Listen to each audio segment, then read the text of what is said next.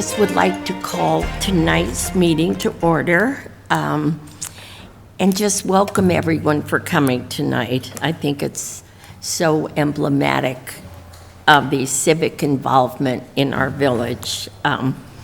There was a great editorial on civics today in the New York Times that reminded me of tonight. Also, please note, I know there's people who can't come tonight. We are televising this live. Thank you, Peter North. It's also going to be on YouTube and a link on the village website. I just wanted to set up a few, for want of a better term, ground rules, frankly, just out of respect for your time, to get the maximum amount of information disseminated as possible in our 90 minutes. This evening is the result of promises we as a board made to enlist a new independent consultant, followed by an evening of open dialogue, hence tonight.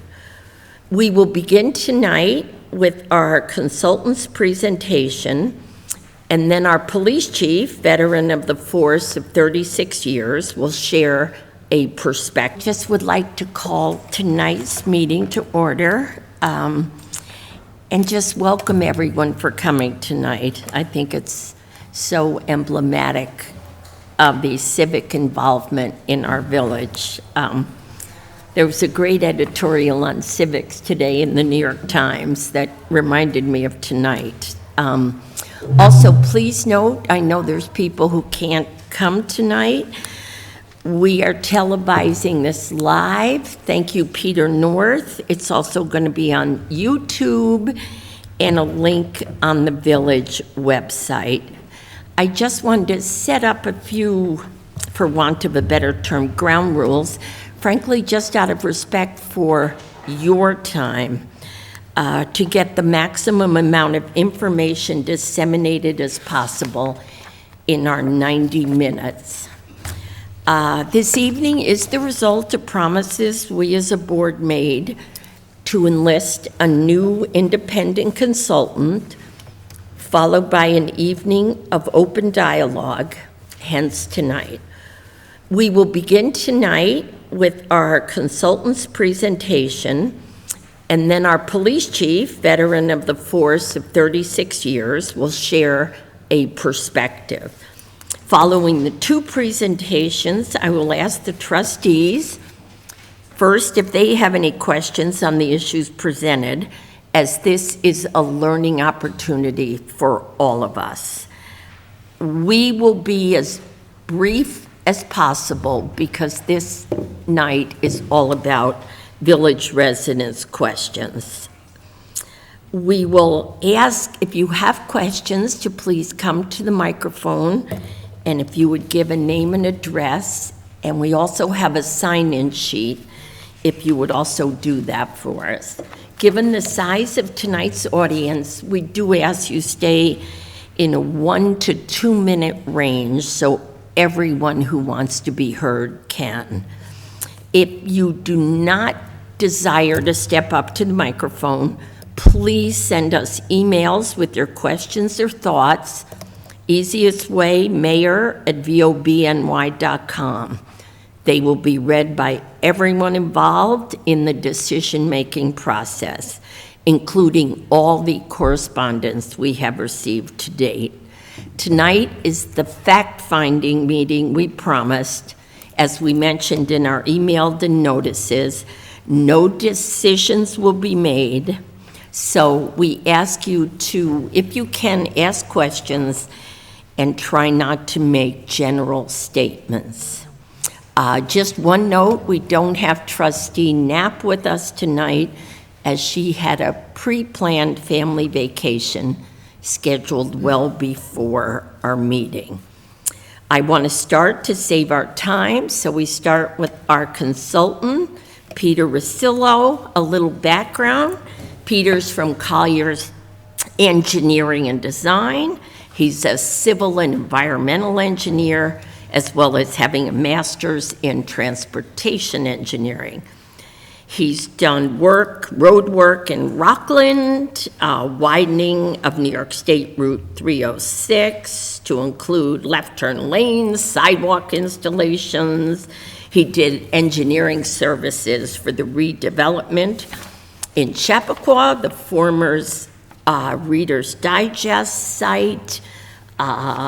He has done work in Orange County, collecting traffic volume data, projecting future traffic in relationship to a large development, Bedford, roadway and traffic signal design, and the city of Yonkers. He prepared design plans for upgrading 14 signalized intersections. So, Peter, I hope that's a fair view of your background, and we'd like you just to share with our audience your findings that Certainly. we asked you to do. Thank you, Madam Mayor and members of the board. Thank you for inviting me.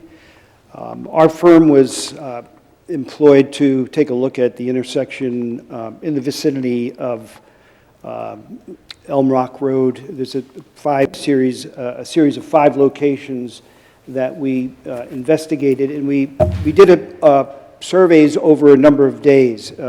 Often when you do traffic counts for a development or almost any kind of project, usually you send people out for a single day. You'll go out for a full maybe 12 hours. You'll get 2 peak hours, AM, PM. You'll do your analysis on those peak hours. And for the 12-hour period, you may do it for signal warrant purposes. In this case, because of the nature of the intent of the study, determining whether a crosswalk is warranted, and then 2, if it is, where's the best place to put it. So we did a series of counts over a number of days. Actually, it was a series of 3 separate periods. The counts were conducted at Paddington, Elm Rock, Duesenberry, South, and Woodland Avenues.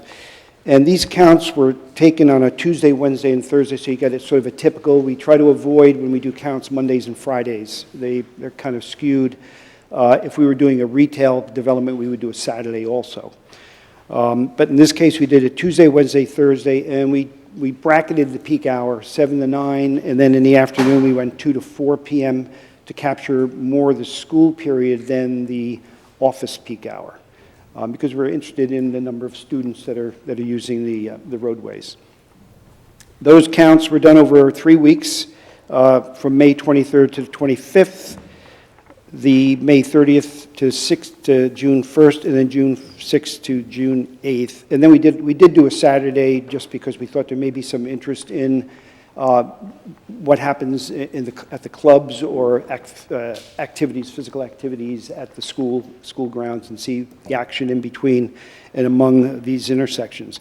In total, we analyzed or we recorded data for 220 hours.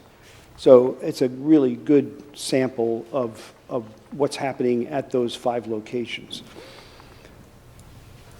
This diagram just shows the locations relative to White Plains Road, New York State Route 22, and their relationship to each other.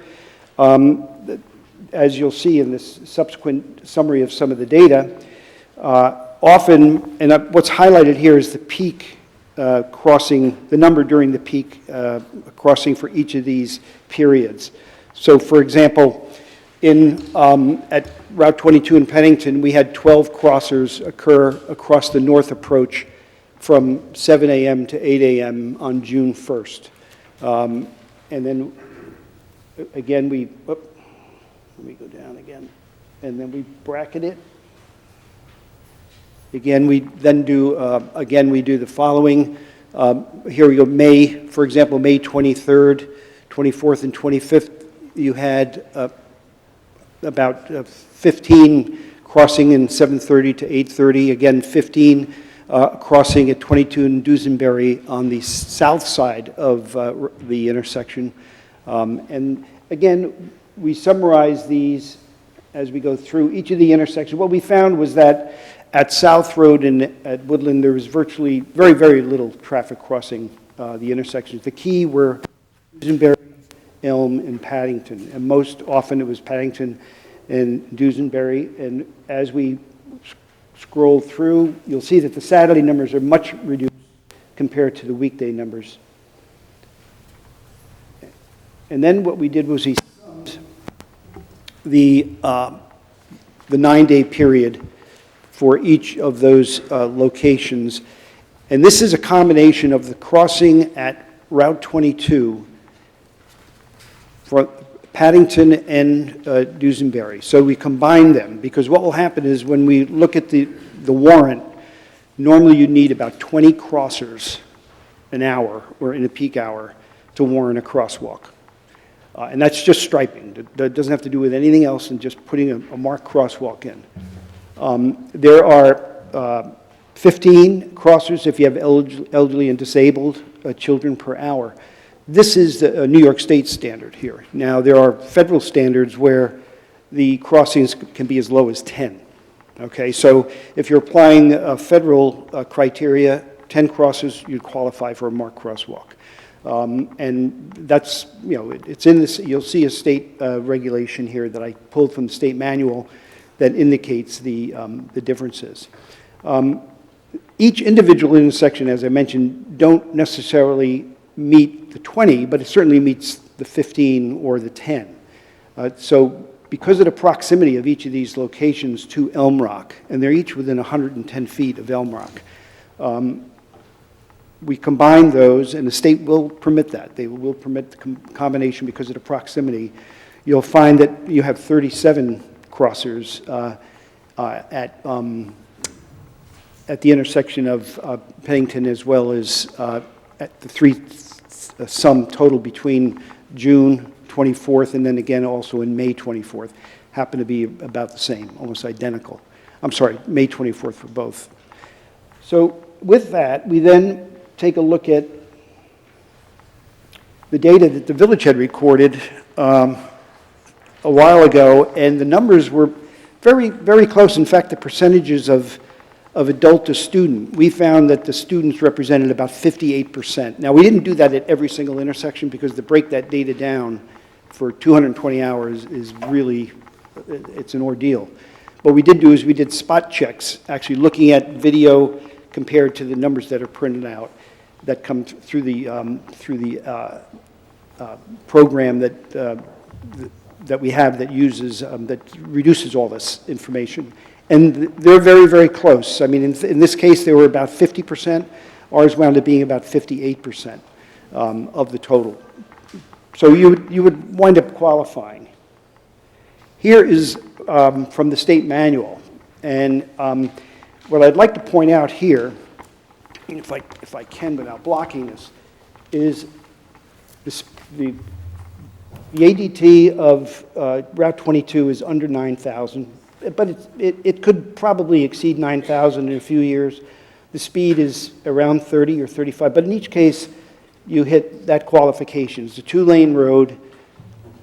It says that these are, before installing a crosswalk, you need a little bit more further information, 20 pedestrian crossings or 15 disabled elderly or child pedestrians, before placing a high priority installation at a marked crosswalk alone.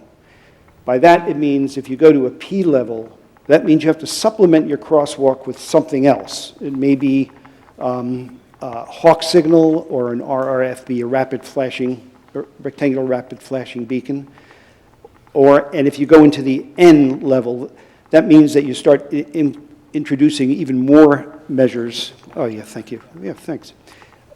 Even more critical measures, which include you may put a raised crosswalk on, which the state generally doesn't allow on the state highway.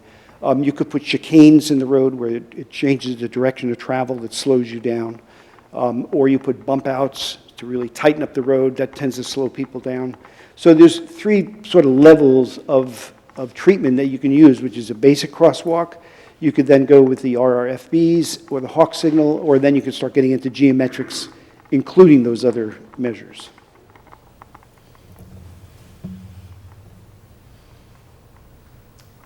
This is an example of what RRFBs would look like at the intersection of Elm Rock. The These signals are push button actuated by a pedestrian. They would flash for about 17 seconds, and that's calculated based upon the width of the road, and a crossing speed of only 3 feet per second, which is pretty slow. You'd have to put advanced warning signs before these signs, about 200 feet, indicating that there's a crosswalk ahead. And this type of installation was previously approved by the state. Now, there's other measures you could use. You could use those yield to pedestrian and crosswalk, which could go effectively right on the double yellow line, right in the middle of the road. Or you put them on the sides as well. So there's other visual measures that you can use that are inexpensive, but are known to be very effective. These RFBs, in terms of compliance, they find that if you have about 100 crossers, these things are almost 90% compliant. When you're down around 20 or 30, where we are here, you'll find that the compliance is about 75%, 75%. So what that means is that the drivers along the roadway are very aware of the fact that there is a crosswalk ahead. This particular installation shows solar power. They can also be hardwired. And again, I want to mention that the rectangular beacons, flashing beacons, only last for 17 seconds, then they go dark. So it's only when someone's pushing the button, and it lasts for 17 seconds, and that's it.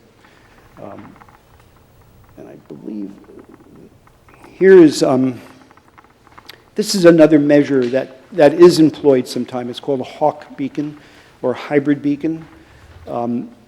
This is used where you usually have very high pedestrian volume and very high traffic, or the street width is wider. So for example, you would need 226 people crossing with the volume that we have out there today in the peak hour.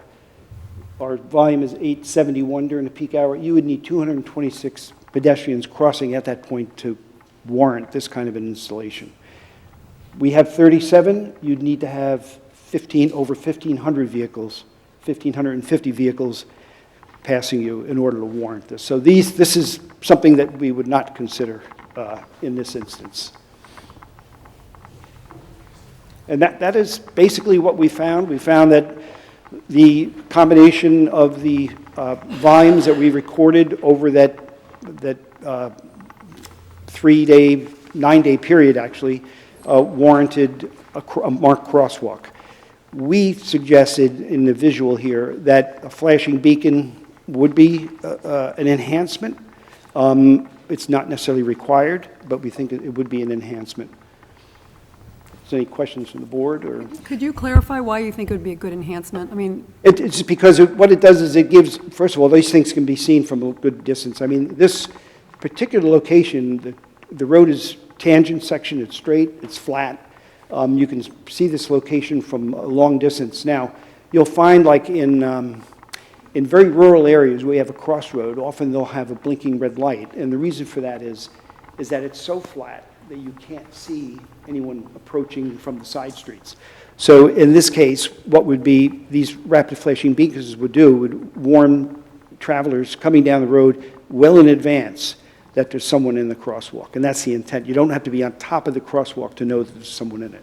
so you agree with the New York Department of Transportation that we should have an RO? I think it would be worthwhile to have it in this instance, because I think that the road is so flat, and you have your development on both sides. You have a lot of trees or hedgerows, and it's one of those instances where you want to really focus the driver's attention at the crosswalk, and these beacons will do that. Thank you. Do you mind, the plan was to have both you and the police chief speak, our two presenters, and Yeah, then do fine. questions from That's fine, Mayor. the trustees, and then questions from mostly the audience, if that's okay, just have our two I was presentations. just going to say, we have a few extra empty seats up front if anyone wants to Yes, take a seat. We don't want anyone standing in 90-degree weather. Sorry, Mayor. yeah, okay, chief, and then pose the police chief, the board, we have any questions, but I frankly mostly want to open it up to the audience. Yes, this Chief of Police, Christopher Satriali, has been in the department for 36 years, and I believe has held every job in the department. So thank you for being here as well. Thank you, Mayor, Board of Trustees, Mr. Palmer. Just take this opportunity to kind of give you, the crowd, a background on my involvement in this process. Late in 2020, I met with a small group of residents up on White Plains Road, along with traffic engineers from the New York State Department of Transportation, to discuss the feasibility of putting a crosswalk in at this location. I expressed my concerns to the traffic engineers as well as the residents about safety of a crosswalk mid-block and the lack of compliance of crosswalks and RFBs that we have installed throughout the village. That proposal never really advanced, and it wasn't until the Safe Routes to School campaign started that it was discussed again.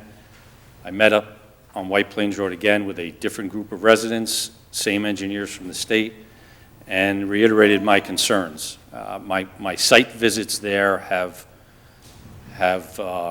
shown that when Pondfield Road and White Plains Road light goes red and Tanglewilde and White Plains light goes red, there are ample gaps in traffic that you can cross safely without a crosswalk. I'm concerned in putting a crosswalk in an RRFB that a pedestrian, a child, more importantly, will feel too secure in pushing a button and stepping out into traffic. And motorists that we see ignoring RRFBs and ignoring pedestrians in crosswalks will not expect a pedestrian to be there, or will blatantly just ignore the pedestrian to be there, being there. So we went through the Safe Routes to School, we went through that analysis, and I kept an open mind throughout this entire process. I kept an open mind with Peter. Peter's done a lot of work in the village as well as outside the village, does a tremendous job in evaluating traffic and volume and speeds, and I haven't seen anything to date that would change my mind, that I'm very concerned that it's a safety issue putting a crosswalk mid-block up on White Plains Road. I've done, not only from my memory, but I've done the statistics report. We've had 0 pedestrian accidents, thankfully, on White Plains Road in the 35 years I'm here. The state did a study when we asked them to reduce it to 25 miles an hour, and they disagreed on 25 and actually recommended in one point of the study it should go to 35 because of the lack of volume and speed on White Plains Road. So I personally, professionally, 35 years, I feel the safest way, if you are going to cross White Plains Road at those locations, is to wait for a gap in traffic. It keeps the pedestrian more alert to traffic, and cross White Plains Road. And I've demonstrated that a few times with my site visits to the traffic engineers and both groups of residents. So I haven't seen anything to really change my mind at this point. All righty, thank you, Chief. This is an opportunity for the trustees to ask a question or two again so that we can open it up to the dozens of people here. If I could just ask one, and I will only ask one question. Peter, just trying to understand, are most of these crosswalks is combining data from 3 streets the norm? Is that, I'm trying to understand. It would be, in this case, it's really the 2. It's the ones that are crossing at Woodland and the ones that are crossing at Paddington. I mean, Dusenberry and the ones that are crossing at Paddington. And combining those that come from the east and then ultimately cross at either Paddington or at Dusenberry, those would be combined because they're within 300 feet of each other. And you have Elm Rock is right in between, and they all ultimately wind up going down Elm Rock, essentially. And so what you would do is, there's a rationale for combining them because of their proximity. But even if you didn't combine them, even at each intersection, you have, you have 15 and 18 in some cases at each of those locations during a peak hour. So if you look at the qualification of saying half of the 20, that would be 10, you exceed that. You exceed that a number of times, not just in any 1 hour, over a couple of hours. So, but because of the proximity, the point is, the state would look at it as they're crossing, if they cross here or there, we're not going to put 2 crosswalks within 300 feet of each other. We would put 1 crosswalk that would serve both. And in fact, where the crosswalk is shown on that slide Can you go is... back to that? Yes, sure. It is exactly, which is on the east side of Elm Rock, the south side of Elm Rock. That is almost equidistant from Paddington and from Dusenberry. So it takes no longer from one or the other to get to that point to cross. Okay. And it's better actually to concentrate crossings instead of, for example, I mean, I understand the chief's point. It makes complete sense. But suppose you have someone crossing at Paddington, and then 30 seconds later, someone is crossing at Dusenberry. And they're staggered, and the driver coming up sees the first but may not see the second. You're better off having one location where they cross than 2, and that's why we propose that. Thank you. I could- Okay, can I ask a trustees, follow-up questions? question? Sure. So also, the state had asked or demanded that, in addition, we put in sidewalks along the east side. Yes. That would go from Paddington and Dusenberry to Right. the crosswalk. Correct. So that would also further make your point, which is that the walking traffic would then be They would use it. congregated to walk across. Is that, do you Correct. feel that that's Yes, correct? absolutely, yes. Because that's what the state had. This slide, we tried the best we could to get it on there, but we did Yeah, show the it's- sidewalk. If you can look on the slide, it's hard to see. It's very hard to see, but we He's did. got it. Yeah. Penciled in there. Okay, thank you. Trustees, any? Peter, thank you very much for the great presentation. You mentioned compliance with these. I think, did you say 75% compliance? Yes, it's- So what does that mean? Does that mean that 75% of the cars on some aggregate basis will stop for these? Right, exactly. What does that mean about the 25%? Right. It means that 75 will stop. And then 25% won't? Right. And actually, if you look at some of the data, the fewer people that cross, the compliance drops precipitously. It goes to like 40%. So, and when you get to about 100 crossers, you're up around 85, 90%. So it's sort of an expectation kind of thing. If they expect crossers, they're likely to be in more compliance. Colleagues? I have just a couple of questions. Did you have a chance to review any of the other reports that were done, like FHO? Yeah, I did review those, and they were comprehensive. Their data that they use, the warrant that they use is, again, lower. It's the 50% of the 20. So if you have 10 children crossing or 10 elderly, that would warrant the crosswalk, that's a sort of a national standard. And I might add that most of this data is all based on studies that were done in Boulder, Colorado. They seem to be the ones that have really examined crosswalks and how they should be treated and augmented. They have RFPs all over the place. So I'm going to try to make this a quick question, because Yep. I'll let members of the audience ask the question. My bottom line question is, did you see any errors or fundamental qualms that you had with No. their analyses, any of them? No, not really. I mean, we tend to, because it's a state highway, we tend to defer to what the state requirements are. That report, I read through it.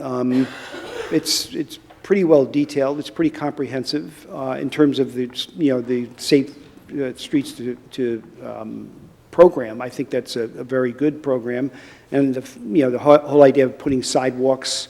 I think down Elm Rock they're calling for a sidewalk on one side at least anyway for the school children.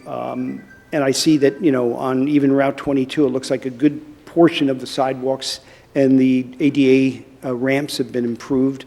At the extreme south end, near Pondfield, there's work that needs to be done there. But I understand the state may be coming through next year or the year after to put some pedestrian signals at that location. And my understanding is that New York DOT Highway Traffic Design Manual recommends that you have a crossing of a street roughly every, let me get my numbers right, not greater than 0.4 kilometers in a suburban setting. Yeah. And that in fact, the current distance between crossings, if you look at North Road, Tango Wild to Pondfield, that's almost exactly 0.8. Right. So, This would make sense. I mean, we were talking about spacing earlier, Yeah. but is that still a relevant guidance and in well, a sense, would a crosswalk? think about it. You have almost over 2,000 feet between those two locations. And this Elm Rock happens to be almost in the middle, not quite, in the middle of the two signalized intersections. You could put crosswalks at those two locations, and I guarantee you, anyone coming down Paddington is not going to walk down there to cross to come back to Elm Rock. I mean, it's just not going to happen. So it makes sense to put a crosswalk particularly with the development that you have, the residential development you have, where you know that there's going to be a lot of people walking. I mean, that's the nature of why you want to live in those areas where you can walk and ride your bike. I have just one more quick question. I have a question for the chief. We were talking, and you were talking a little bit about this compliance issue. And as I understand it, in the technical area of your field, there's traffic compliance and pedestrian compliance. And pedestrian compliance refers to data on, kids hitting a button and then not complying with normal safety procedures and stopping and looking and listening. And, I haven't seen a lot of data or reports on that because I hear the chief's concern. Right. That, it's like you put it in and responsible people will use it properly, but, what's the risk of the pedestrian non-compliance? Can you just comment on what your understanding is, or? You're right, there's very little data on pedestrian compliance. I mean, kids will be kids, yeah, they'll horse around, but the idea is, you don't have to put the RFB in. In fact, the numbers say that just a crosswalk here, without that would be fine. Another option would be the crosswalk in and then put the yield to pedestrian in crosswalk right on the double yellow line. If there were a median there, you'd put it on the median. Or you could put it right on the side of the road, on either side, facing moving traffic. So the RFB is something that it heightens awareness that there's a crosswalk ahead. That's what it's really for, is to let the driver know that there's a crosswalk ahead. You give advanced signing, but it's an augmentation. It's not the only solution. As I said, the first phase would be a crosswalk. The second would be a crosswalk with some signing right at the crosswalk. The third would be the RRFB, and then the fourth level would be some physical change, narrowing the street, putting a raised crosswalk in, putting different types of striping as you approach. For example, I don't know if you have any speed humps here in the village, but a lot of speed humps they'll be marked, but then they'll have stripes before the hump that get increasingly wide it's probably about a 200-foot stripe. They're transverse lines across the approach lane that let a driver know that they're approaching the hump well in advance of the hump. There's pavement there's different ways of making people aware. It could be a combination of the crosswalk and those kinds of stripes. There's other techniques that they use to slow people down as well. They use striping along the curb line that would be dash lines. They would be traverse dash lines that would get longer as you get closer to the crosswalk, that tend to squeeze the road without putting any real physical obstruction in the way. So that's another method of tightening people up, slowing them down as they approach the crosswalk. Thank you. Chief, I'm going to try to condense my question just in the interest of time. I'm sure that Peter would say, because he's told us, that your views are part of the total mix of information that we can and should consider. I'll speak only for myself, but I'm confident my views are shared by the rest of the board. We do. We aren't going to ask you a lot of questions because we have more access to you on a daily basis. But I'd just like, for the benefit of of the community, I mean, do you feel that this board, which has basically been intact for the last 3 years, has, been generally responsive to your, suggestions, recommendations with respect to safety, training, policing, new equipment? Oh, absolutely. All right, and would you like to have our job of having to make this decision? No, I mean, I'm sure we're going to hear from both sides tonight, as we've heard from both sides over the past 18 months or so, and it's absolutely a difficult decision. I am fortunate that I don't have to take that vote, but I always err on the side of safety, and I see, especially in the last 2 to 2.5 years, post-COVID, during COVID, how drivers have become more aggressive. Drivers have become more distracted, and it is becoming more and more difficult to enforce those aggressive and distracted drivers. White Plains Road's a truck route. It's one of our only truck routes left that we allow north-south truck traffic. Trucks sit a lot higher than cars and tend to pay less attention than cars that are driving because they're just trying to get their cargo north and south. So, difficult decision. This board has been supportive of every request that I've made for overtime for traffic enforcement, equipment, license plate readers. Everything I've asked for, you have given me throughout the years. I have a bad feeling about a child walking up, pushing the button, and expecting cars to stop, and stepping out and not being as careful as they should be. It's not an absolute right to hit the button and jump out in front of a car. And it has me very worried over the past now 3 years in discussing this. I just want to thank you again, Chief, for all your service to the village, and just want to assure everyone here that we've got a lot of information to take into the mix, and I think we're taking it all seriously. Thank you, Mayor. Peter, just one, and then I really am going to open it up.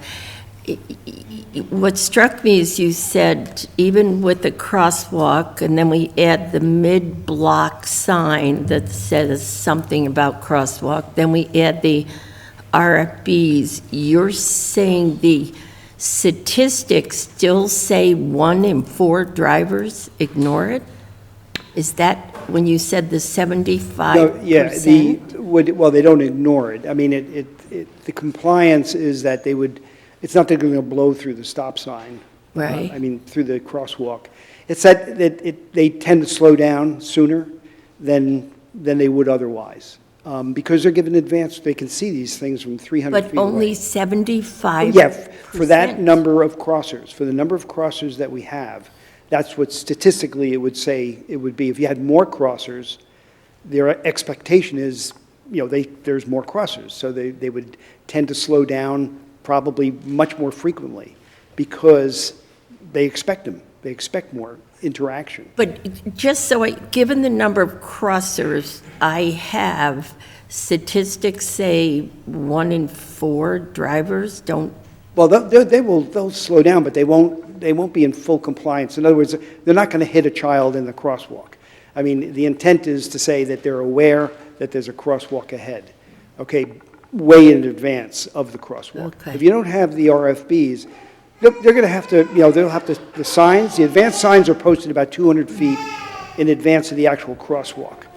Now, at 30 miles an hour, your stopping sight distance is 200 feet. Okay. Okay, so they have the opportunity, more than ample, and that's under wet pavement conditions, to stop if they see someone in their path Okay. at that distance. And just Thank a quick you. follow-up, since there are only 2 lanes of traffic, you only need 1 car to stop to block all the traffic. Right. If you had a 4-lane crossing, you might have someone, Go zoom around. on the outside lane, but that wouldn't. That's apply not the here. case here, yeah. Okay. Okay, then this is open, tonight is the forum, and if anyone if you could take turns, just come up, maybe a name and address, and just be mindful of the time for your neighbors, if you would. Thank you, Mayor Marvin, and thank you to the Board of Trustees for hosting this town hall. So, Peter, I have a question for you. What percentage of cars stop for a red traffic light? Probably 99.9.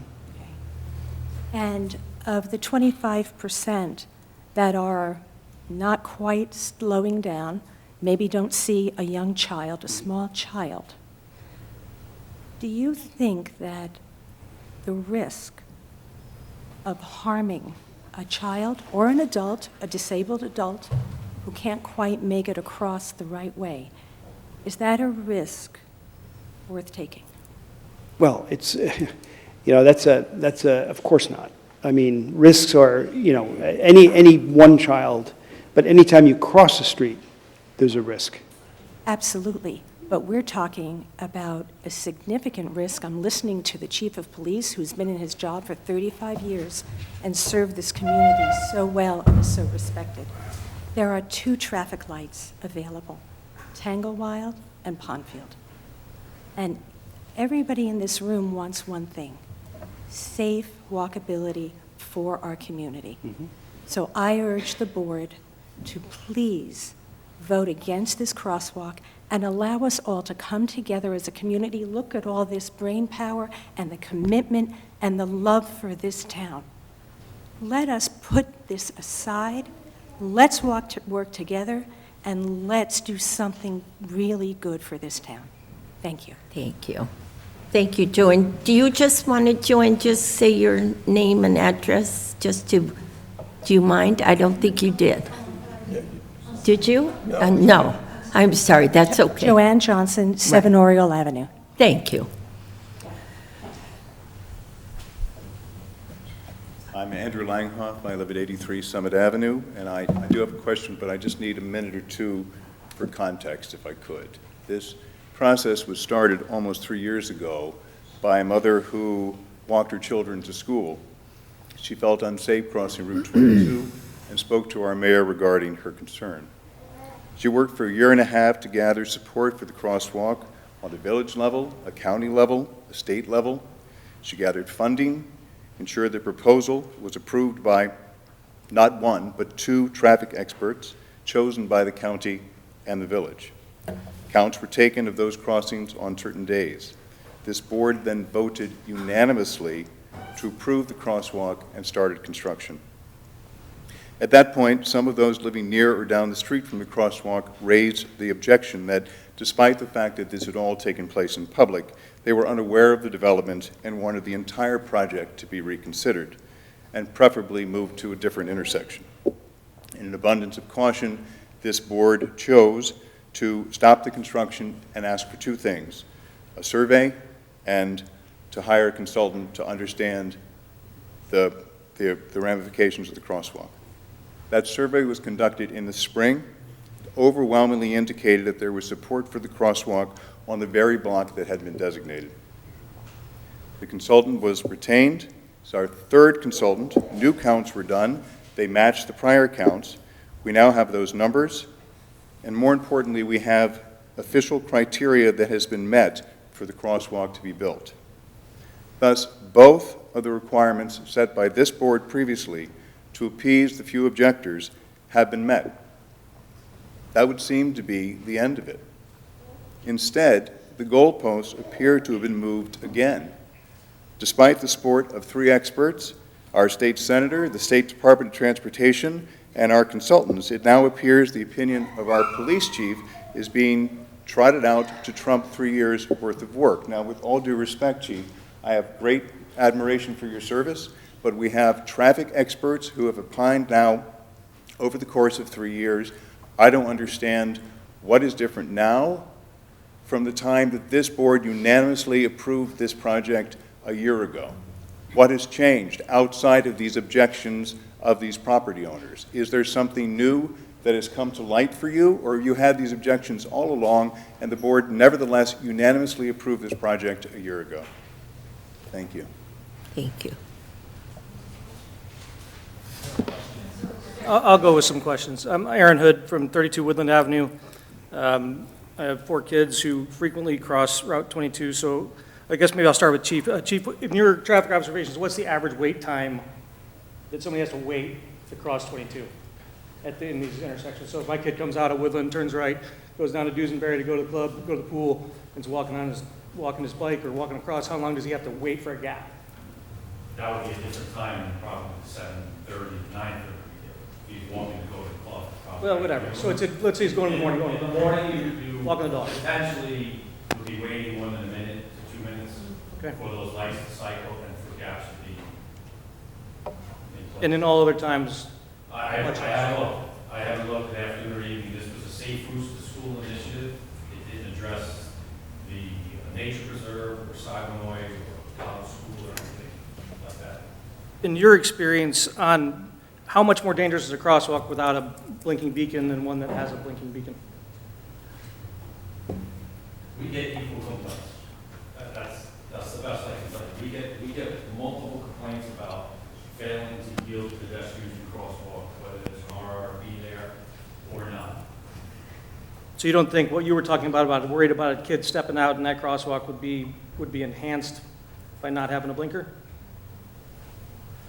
I think it's more dangerous without a blinker. Okay, At thanks. least the blinker will provide some visual warning to a car coming Great. up versus the child just having to make that decision on his or her own. Thank you. Peter, just a couple questions for you. What was the weather like for the 9 weekdays that you did this? The weather was very good. The second set in June, there was a health, the air quality was bad, and the numbers show it. They showed the numbers were down during that second interval. Is it customary, and bear in mind, I don't know anything about traffic studies, so this is a legit question, not meant that this is actually looking for information. Is it customary to normalize data for temperature, precipitation? You know, obviously, if we took this count, you know, everybody up here would be screaming if you took this count in the middle of February. Right. Versus taking it in. No, you try to take. Today is a. Yeah, not gonna be- counts are normally taken, ideally, they're taken March, April, May, and June. The state actually has factors, seasonal adjustment factors for when you take counts. And for every month, it's a dividing factor.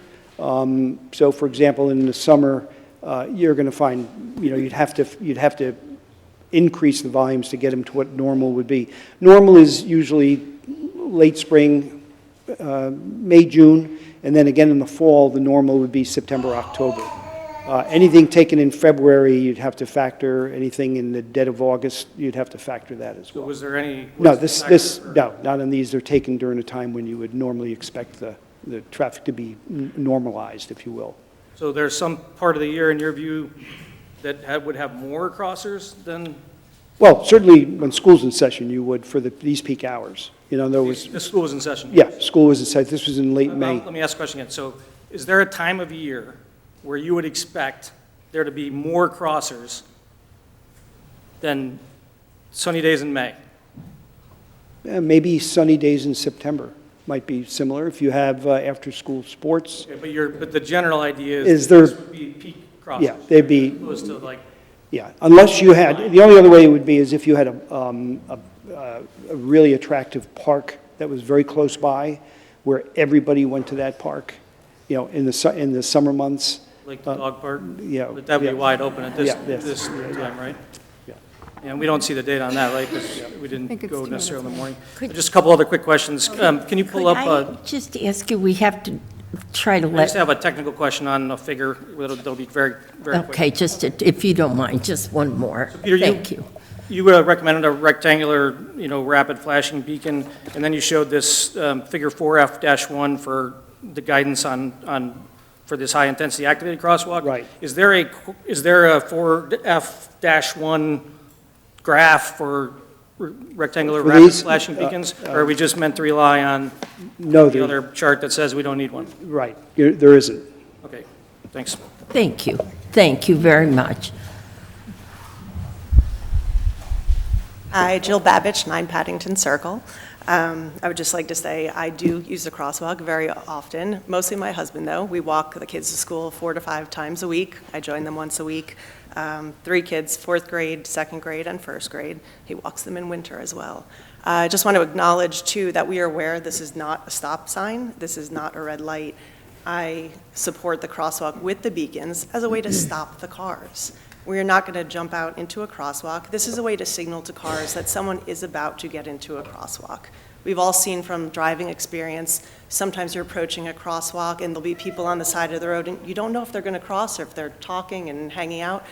Flashing lights means someone is entering the crosswalk, and that's how we'll teach our children to use it, and that's how it's meant to be. I really do think it'll have a huge effect. I agree with there being more aggressive drivers out there. My husband currently has to jump into the street, raise his hand to stop the drivers, something that a child should not have to do. And he has very aggressive drivers that are very angry that he's doing this in the middle of a stretch of road that is completely unmarked.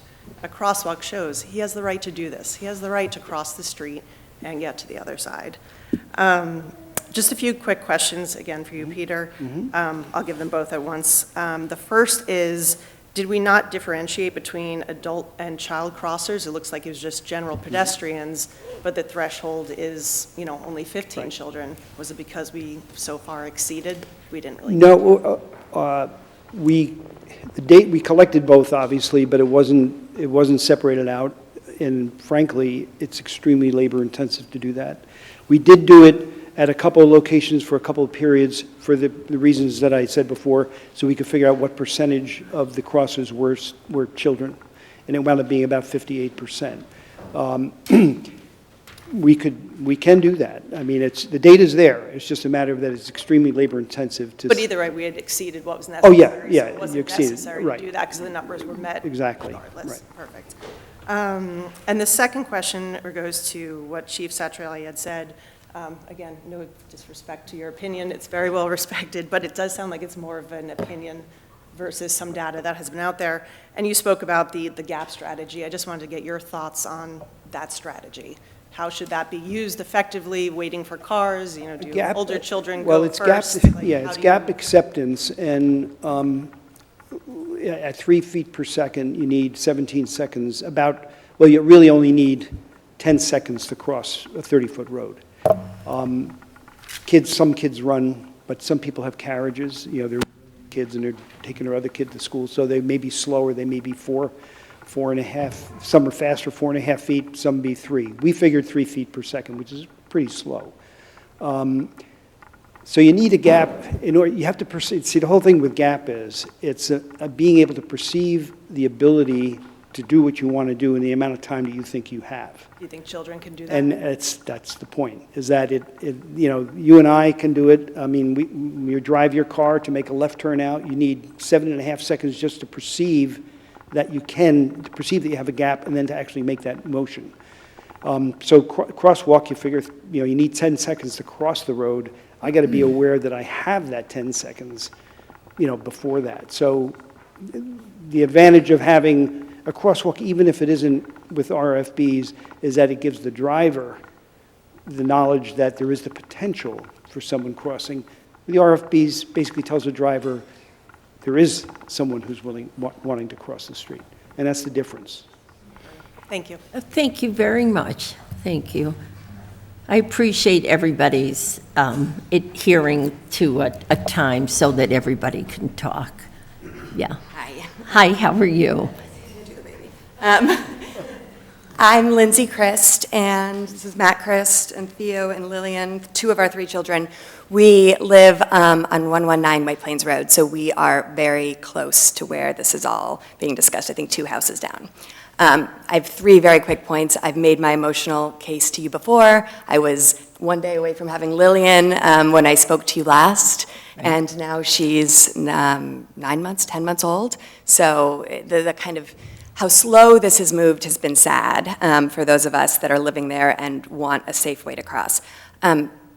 2 points. One, I was just driving, before coming here, around 5 o'clock, I was driving down White Plains Road from Scarsdale, and there's a crosswalk at Hobart that has the signs, does not have the flashing beacons.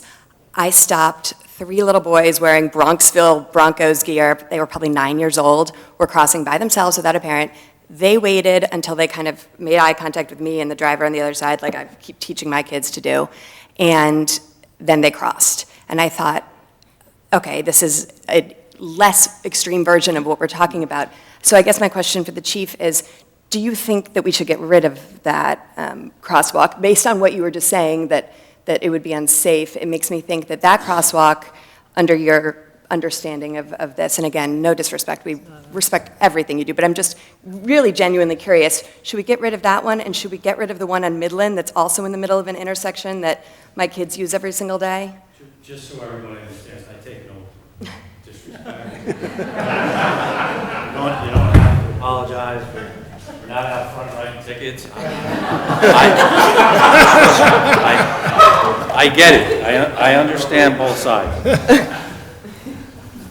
Considering that crosswalk at Hobart is so close to the traffic control signal at Tanglewild that's going to be upgraded with a crosswalk, yes, I would recommend removing that crosswalk. Once the other one's They there. can go to Tanglewild, where it's a red light, and cross more safely than having to wait for cars. The thing you also have to keep in mind is that once one or two cars stops at that crosswalk, the third car is not going to know why those cars are stopped, and they will cross the double yellow line to pass cars. It happens all the time. So your child walking out to two stop cars now has to also be very concerned that a car might be passing the other way. So for your question, yes, I would recommend removing Hobart. And Midland. Midland was put in for a very different reason, for a resident there that required some assistance in crossing and couldn't make it to Tanglewild. So Midland, we're examining that location to try and tighten up that crossing and put in some of the islands and tighten up the curb and have an area rescue in the middle. But Midland, I would keep there. Chief, that one in Hobart, though, is technically in the Village of Tuckahoe, right? And that's the one that goes across to Rose. So, I'm just, right. Well, I wasn't suggesting he actually took it away. I think it's ours. I think it's before Rose, and it was put in because of Concord. Remember, a lot of these RRFBs and crosswalks are put in proximity to schools, in proximity to locations where you expect crossings. You don't expect crossings on Elm Rock. So it was put in to accommodate Iona students going from the campus to the fields there. But I believe it's ours because I think it's south of Hobart. And I guess my totally anecdotal experience this evening, just an hour ago, is that I would not have stopped if those boys were standing there. I would have just kept driving, and they would have had to wait for that gap. And I share Jill's concern that my children don't have the best spatial awareness on judging how long they have until a moving object hits them.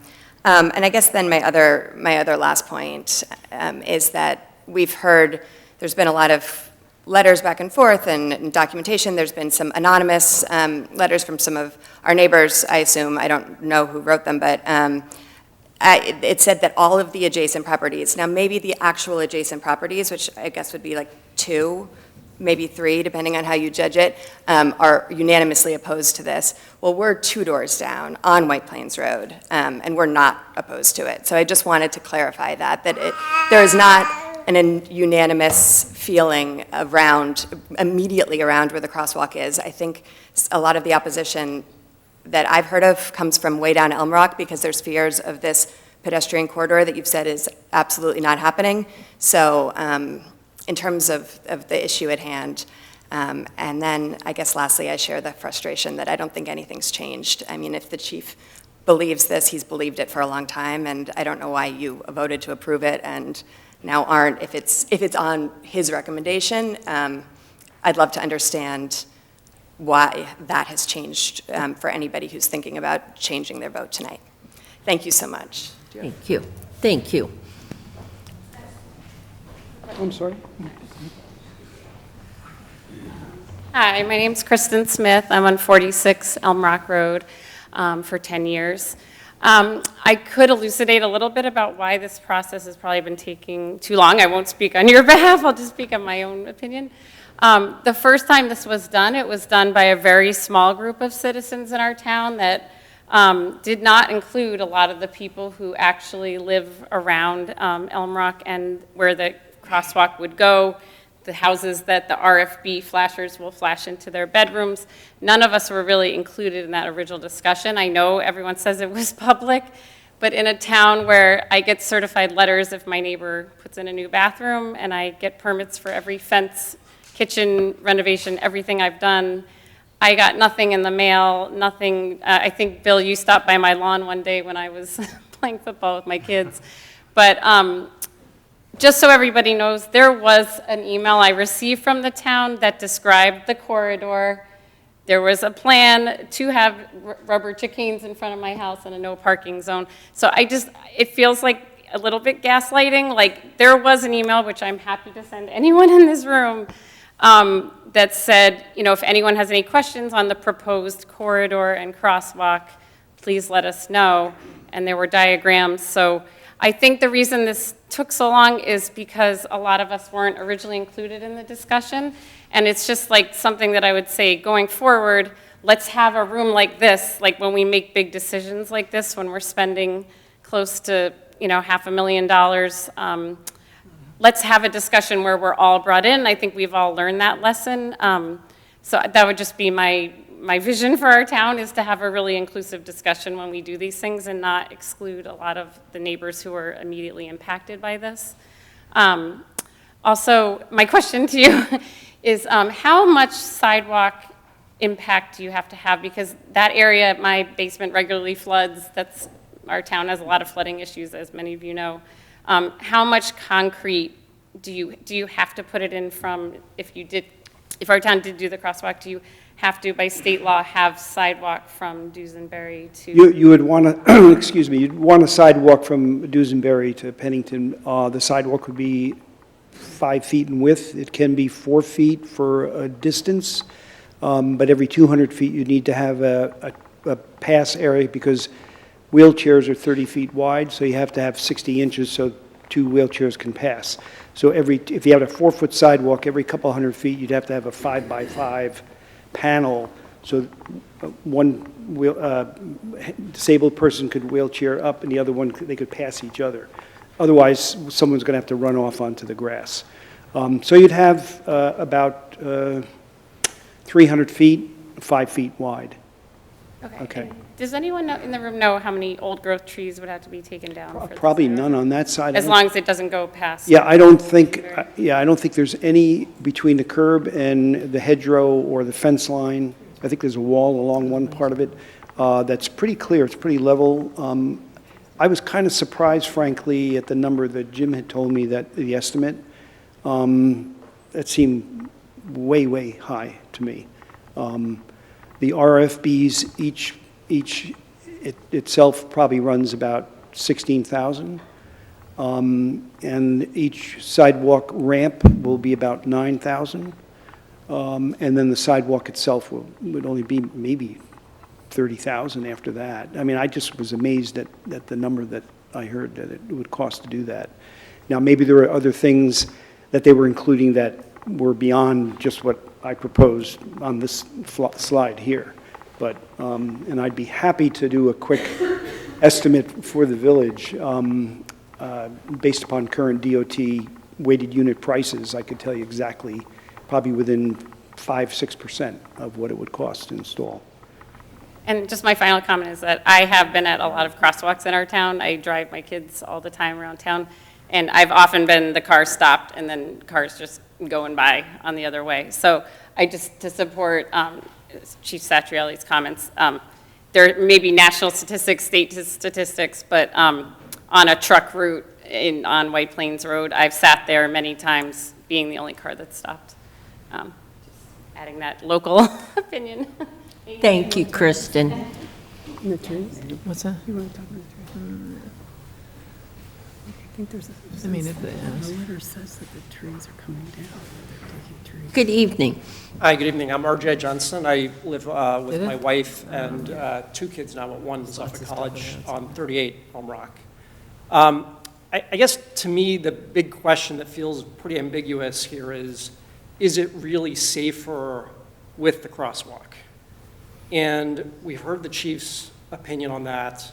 I guess my question to Peter is, all your data says, here's the number of people crossing in a certain period of time, therefore it meets the guidelines for, but what I don't see is, here's the status quo, here's what it is if we put a crosswalk in, and statistics tell us, because of other similar situations, that it's in fact safer.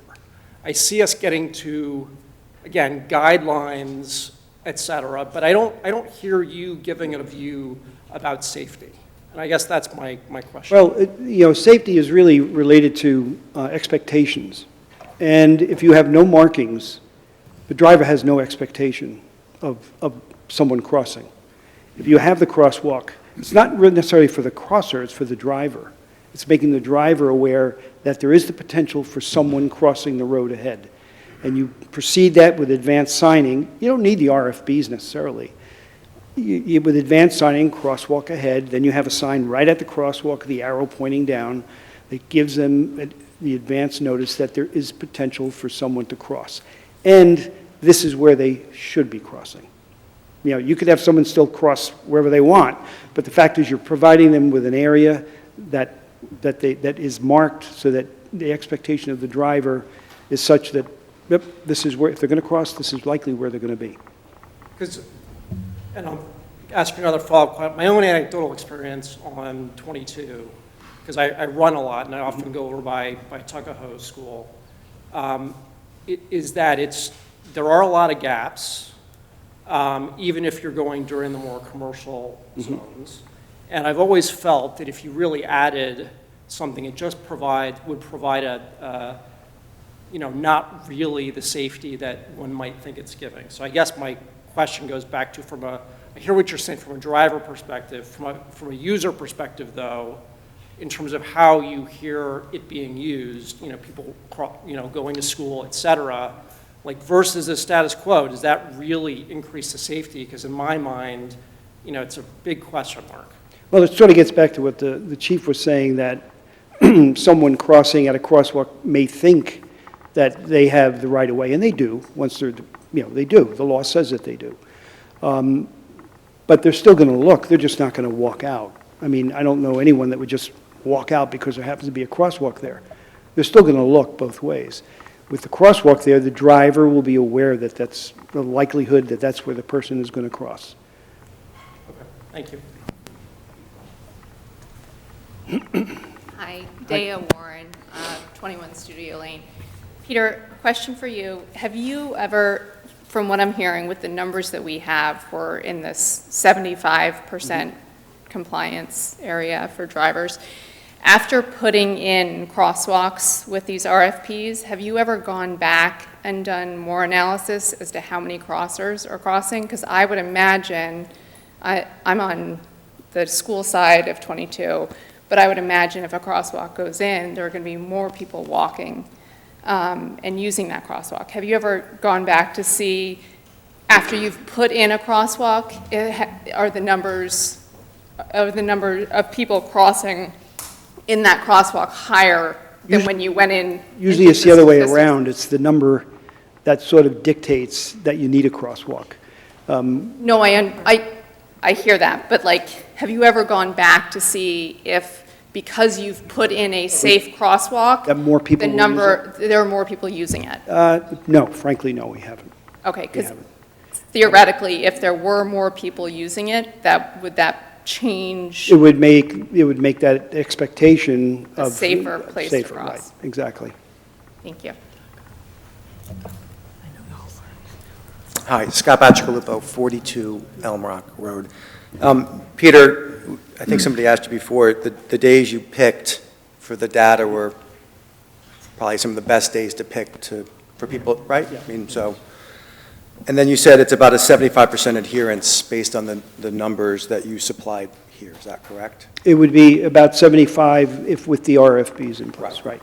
So if we pick the best days for the numbers, let's just assume that the numbers go down if you average it over a longer period of time. Mm-hmm. If we cut the numbers in half, what would the adherence be? Cut them in half. It would probably go down to 50, 60. Okay. Yeah. So the curve isn't linear. Right. Yeah. It's a considerable drop. Difference. Yeah. The lower the number, the lower the expectation. Gotcha. So once again, to be clear, we picked great days, which is fine.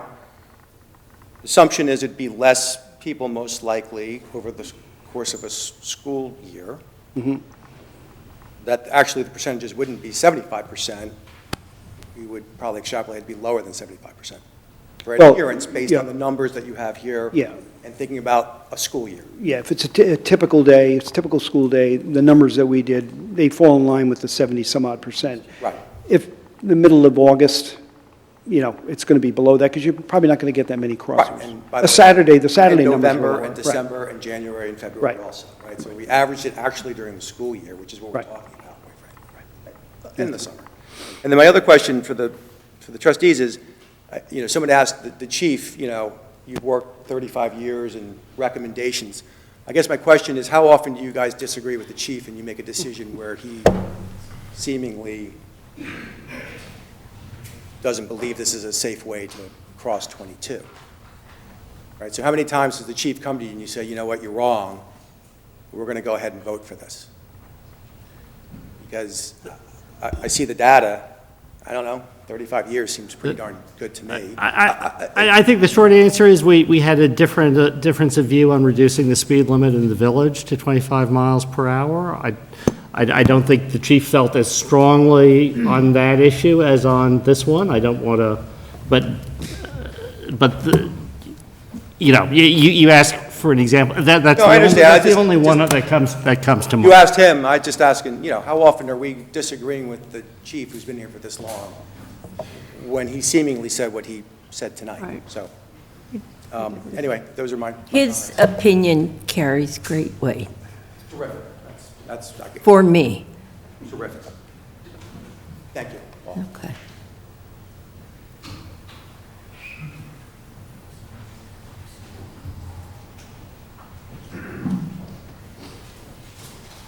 I want to thank the board. My name is Faraj Bader. I live at 87 Parkway with my wife and 3-year-old and soon-to-be newborn. And just a couple of questions. For Paul, Peter, sorry. Peter. I'm thinking of Paul Taft. Or you got the Gospels going. So we seem to be getting hung up on this idea of compliance with the crosswalk. When you say like non-compliance, what exactly do you mean? Like, Well, it's that they may not, they'll slow down, but it won't be, it's the difference between having them and not having them. Yep. Okay? If you have them, you're sure of 75% are going to be fully aware of the fact that there's someone in the crosswalk. The other 25%, they'll still see the crosswalk, but it won't be quite as obvious to them. In other words, it won't necessarily matter to them that the flashing beacons are there. That's the difference. so what's the compliance rate right now with Oh, nothing?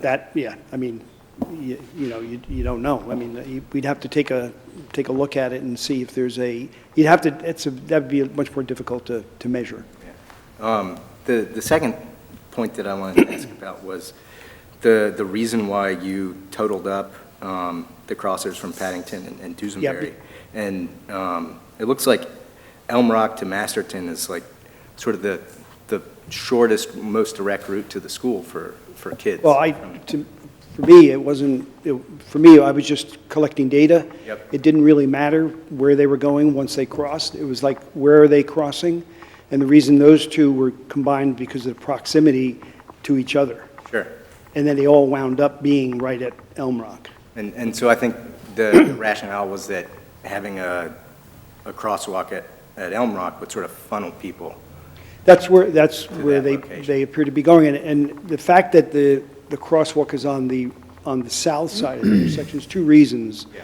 One is because it's midpoint between the two other intersections, but also because anyone coming up Elm Rock that's making a right turn, they're moving at about 5 miles an hour. Yeah. Where if it's on the other side, someone making a left turn is moving at around 9 to 10 miles an hour making that turn. So it's safer keeping it on the south side than on the north side. And I guess the last question that I wanted to ask was, the studies that you did were all when the traffic speed was 30 miles an hour? Yes. Right? And, Yeah. and would you expect to see more people using, like more pedestrians now that the speed limit is 25 in other places in the village, No. even if it hasn't changed? We can't go down. No, I understand that, but I'm Yeah. saying like elsewhere in the village. No, it's just people, any crash, whether it's with a vehicle or a pedestrian, or chances of survival are a lot better at 25 than at 30.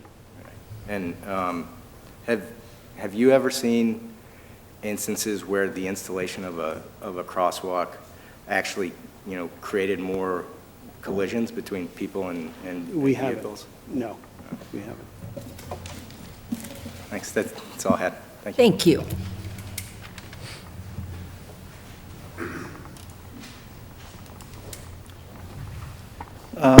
Nate Weber, 33 Elm Rock. Quick question for Peter. I'm glad you mentioned the Boulder criteria from 2011 that New York DOT calls the gold standard. In your analysis, how come you didn't take into consideration all of the legs that are required in that analysis? Well- Particularly on the sight distance? Well, the sight distance is excellent. But it's not if you're turning from Dusenberry or you're turning from Paddington. So you mentioned that the warning signs, pardon me, for the crosswalk need to be 200 feet from the crosswalk? Yeah, the advanced warning signs are, from the crosswalk, they'd be 200 feet. So both Dusenberry and Paddington are 165 feet from the crosswalk. Right. So how can you say that the sight distance guidelines are met for cars turning from those roads onto a state highway? How will they be able to ensure safe viewing of the crosswalk, especially when they have neither the distance and both of those intersections have heavy foliage in a non-right-of-way? We did not measure the sight distance, although I will say this, it would be highly unusual for the state to permit an intersection with a state highway where it didn't meet the minimum stopping sight distance, which is 200 feet at 30 miles an hour. But it's 200 feet from all intersection, from all points? Every intersection along a state highway has to have a minimum of 200 feet of sight distance, and if there is a hedgerow that's in the way, it's an obligation of that owner to cut that hedge down to less than 3.5 feet. Okay, well, our village does not enforce that anywhere in the village, so and it's not in the right-of-way, right? It's on private ground, so they can't do that. In the video, I think you said you analyzed 220 hours of footage. Did you notice any dangerous pedestrian-car interactions? No. You didn't, right. So you didn't notice any dangerous interactions? Yeah, well, we don't look at every video for 225 hours of video. There's a model that we use that measures the number of vehicles, the turning movements, as well as the pedestrian activity across each intersection.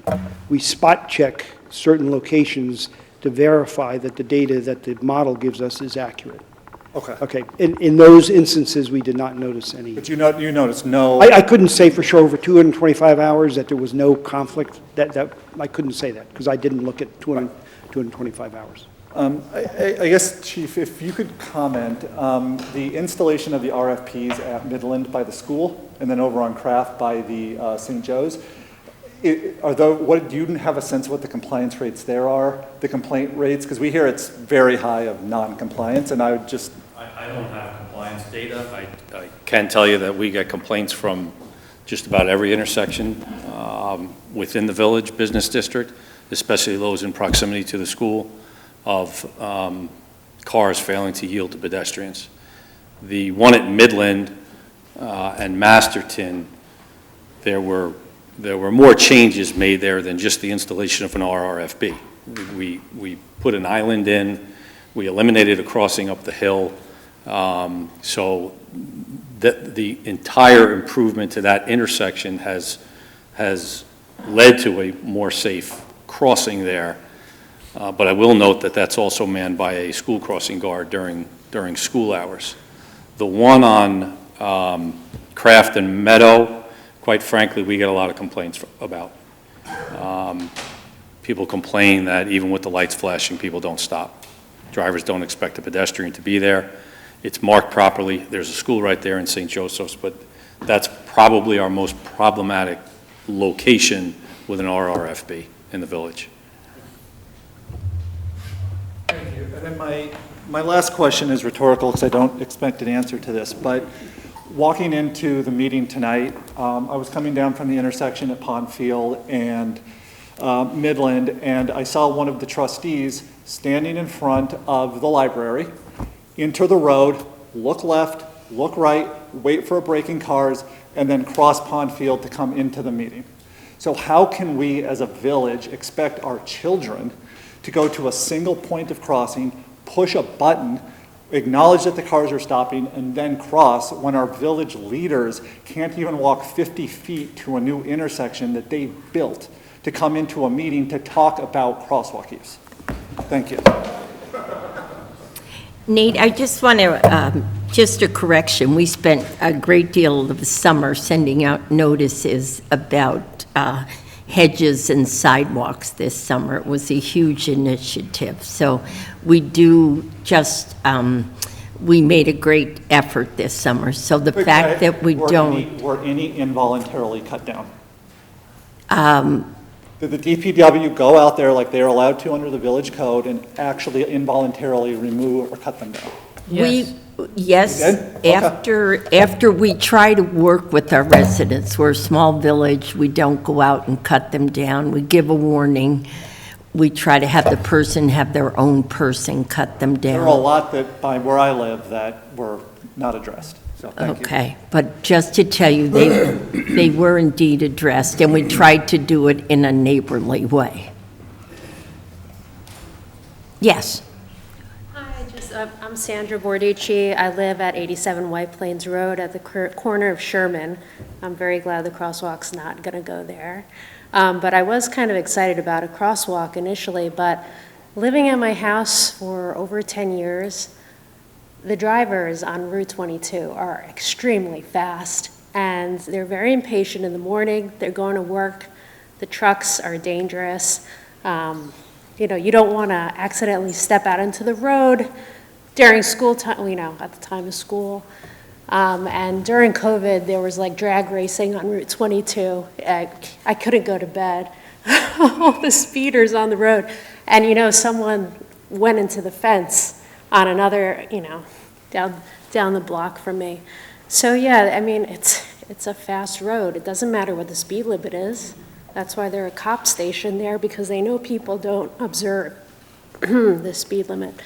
So that's my concern. As much as I would love a crosswalk so my kids could go hang out with their friends on the other side, I just want it to be safe. Thank you. Thank you.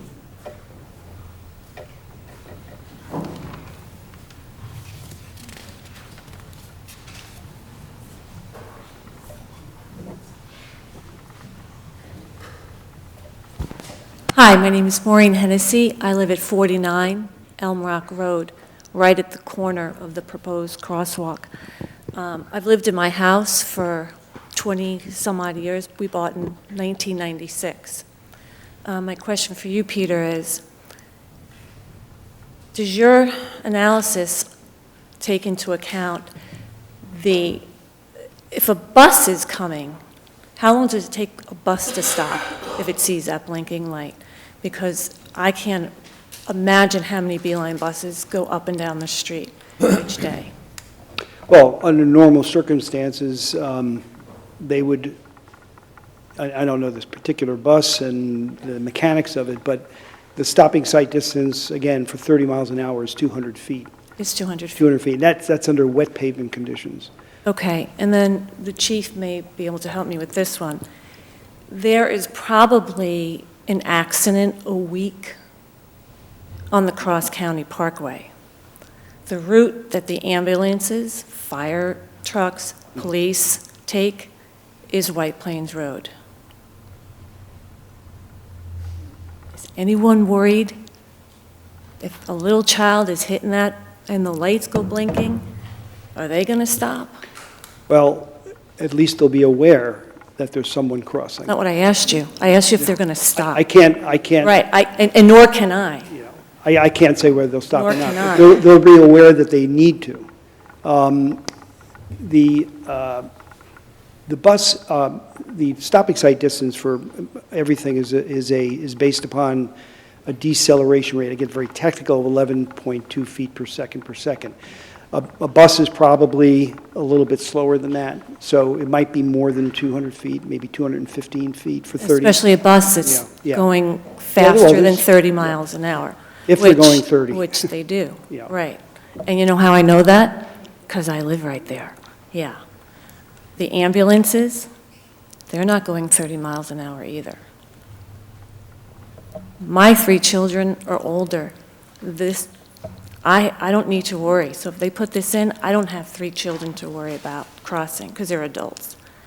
I would be really, really concerned. I've lived on this corner for 26 years.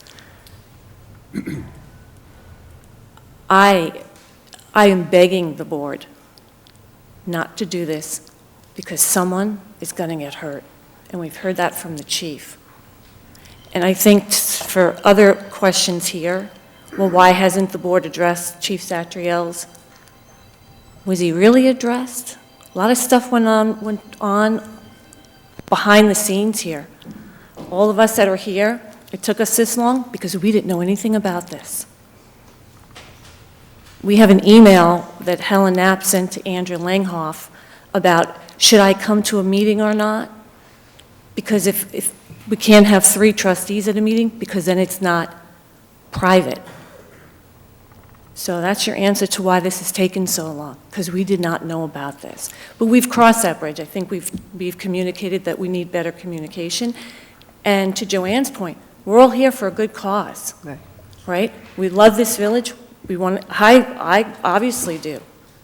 So let's just keep it safe. We can talk. We can be adults. We don't have to hide. But let's keep it safe. Thank you.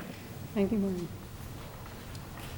And again, I take responsibility that we could have had a better process. And I think we moved on, and we've learned a lot. And I just appreciate that tonight we're here talking together in such an incredibly helpful and civil manner. And again, Maureen, I think I have apologized a few times for perhaps not having the best early on conversation, and I take that on myself. Any other questions? 4 more minutes. Yeah.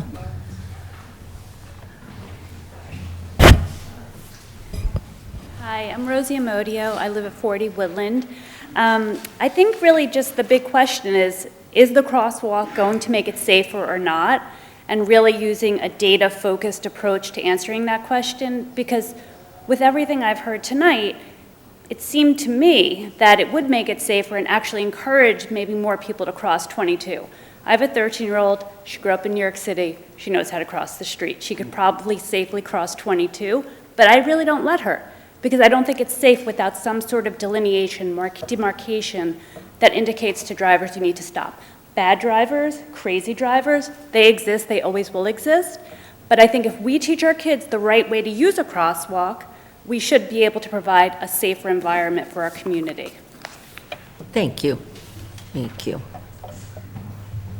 Anyone else? Yeah.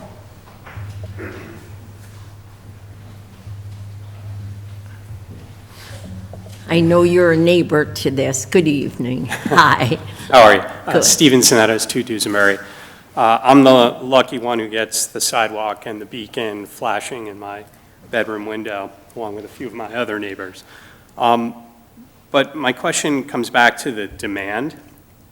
You took the survey again during 2 phenomenal weather weeks. Both the town survey was late May, your survey was late May, early June. Correct. The average of the numbers that you got, granted some weather days, maybe there was precipitation or whatever, but it barely averages over 20. Right. And I just wonder, from November through March, we're not even going to hit 20 in all likelihood. So is the demand really there for this? I realize that some people want a better way to cross, but it's not an inexpensive project. And the question is, how many people does it serve? And so I guess my question to you is, again, during the winter months, if you're averaging 22 or 23 during peak weather, peak school, et cetera, those numbers have to be below the 20 threshold. Well, we could always examine that as well. I mean, that's an option. I mean, I think several of my neighbors would agree, because we sit there and we see the traffic going. There are some people who walk religiously, there are a lot who do not. And lastly, you know, there is the demand side, but you know, there's also the question of how many accidents have we had at this intersection in decades of history? I think the answer is 0 with pedestrians. and we have a 25% potential non-compliance, and we've seen people blow through crosswalks in town, I just think this gives people a false sense of security when we don't have a history of having serious accidents at this for 35 years. So the question is really demand and need versus whether it is really safer or not. At this point, the data suggests 0 accidents with pedestrians at the spot. You put in a crosswalk, if it remains 0, great. Maybe it doesn't. Maybe it does give people that false sense of security. Anyway, I just think, you know, I realize there's been a frustrating process for many people, and several of us came to, you know, this late in the game, but I think the question comes down to demand and safety, and I just don't hear a convincing argument. Thank you. Thank you. Do I have, yes. Hi, Ann. Hi.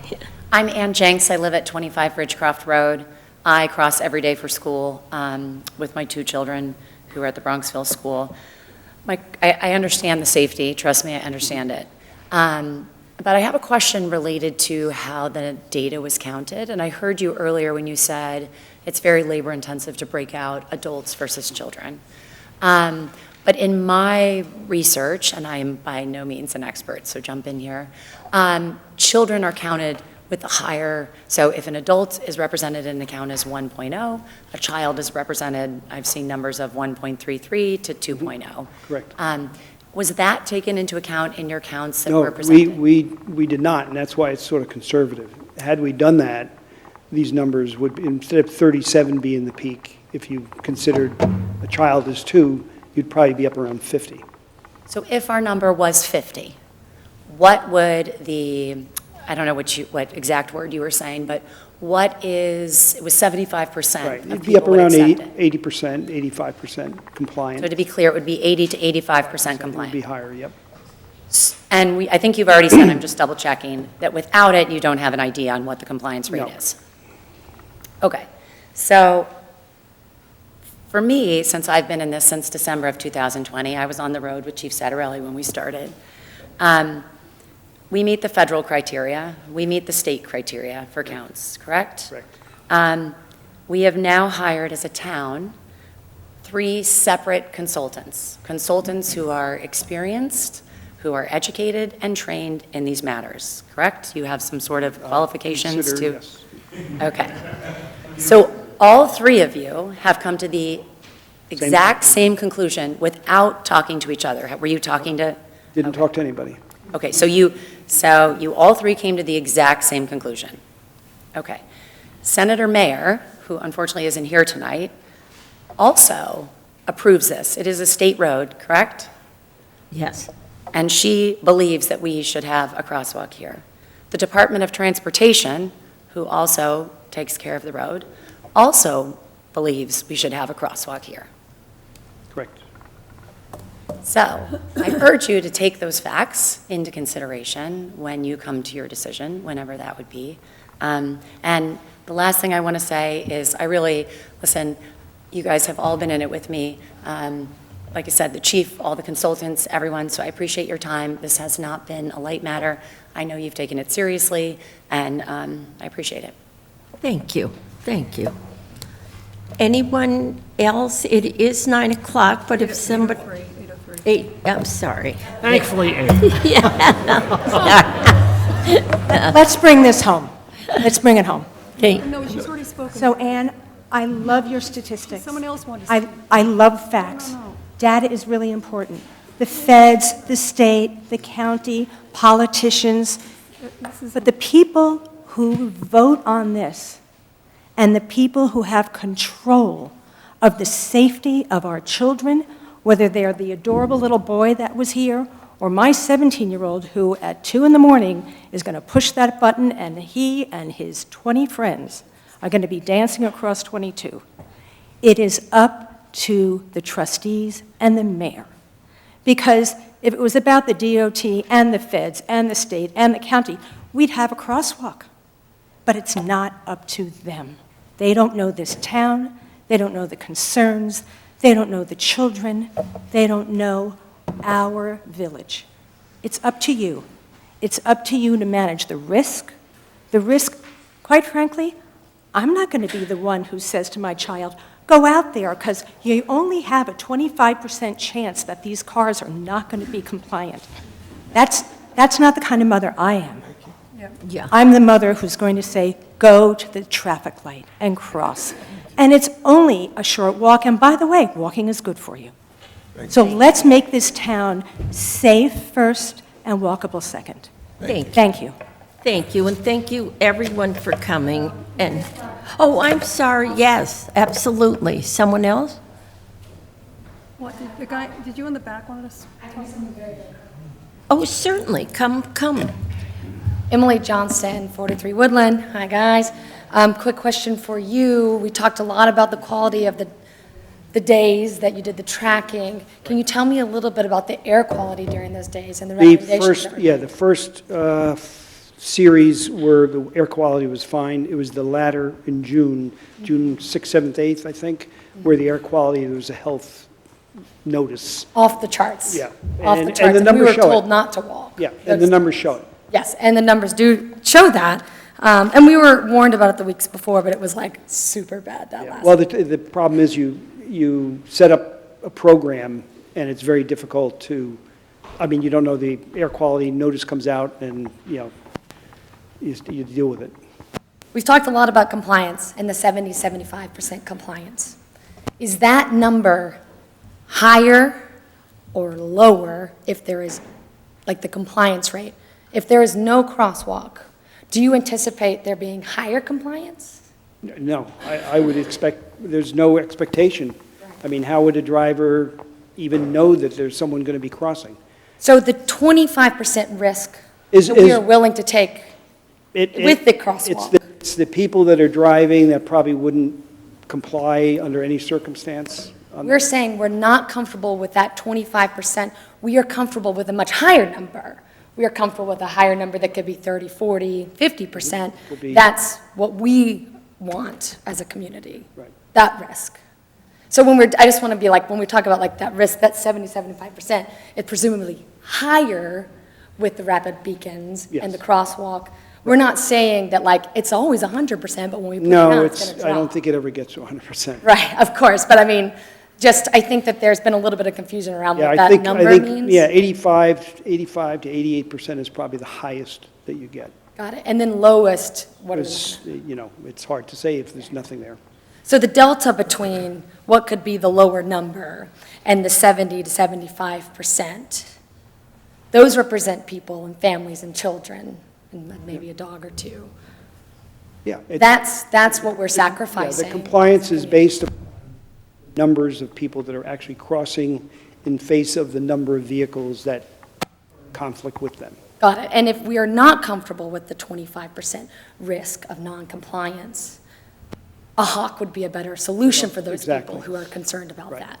So if that is the concern, then we should be looking at something like And there's probably still to make that number there's small. probably still non-compliance with a hawk signal as well. Sure, but if we're trying to minimize that risk of a 25%, like if that's our primary objective, Correct. that we would be looking at increasing the infrastructure, not decreasing it. Right. Correct. Thank you so much. Thank you. Thank you. And I did see our state senator came in, and I wanted to give her the opportunity, if you would like to say anything, Senator Mayer. Not at all. But I was in Bronxville. Yeah. I couldn't pass it, although it's hard to find parking, so thank you for having me. I'm State Senator Shelley Mayer, proud to represent Bronxville, and thank you to the whole board and chief and those I've worked with very closely and the community on this project. I did want to explain a little bit about my role in allocating SAM grant, which is a state money that is allocated to me by the Senate to give to projects in my district. And after the county planning board came out and was supportive of this project, and I heard from residents, I've met with you, Mayor Marvin, and the village administrator, and we had a conversation with DOT because Route 22 is a state road. And their position, and this is several years ago, was we didn't have this project on our list, and we don't have the money for it. But we're not opposed, but this is not our thing. And I was able to persuade them that if I could allocate $170,000, which was the anticipated cost, they would be supportive of it. So based on that, I did allocate.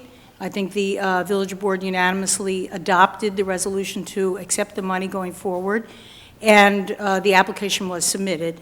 Thereafter, there was opposition to this proposal, and the mayor has been very forthright with me about that. After hearing that, I said, I'm not going to withdraw the money, because who knows what's going to happen, but I'll put the money on hold pending a resolution. And I'm also chair of the Senate Education Committee, so the issue of people being able to walk their kids to school in a community like Bronxville is very important to me personally, and something that I feel proud standing up for and fighting for. We got to a point where there was opposition to this proposal as well as support, and I respect that this is up to the village board, but I did want people to know that I made it a priority for myself, representing Bronxville, to allocate these funds. They're still there. They haven't been removed. They haven't been taken by anybody else who gets ahead of me in line. And I'm hopeful that we can have a resolution. I appreciate that tonight's an opportunity for people to come and express their opinions. I have an excellent relationship with the chief. I appreciate I understand he's stated his opposition.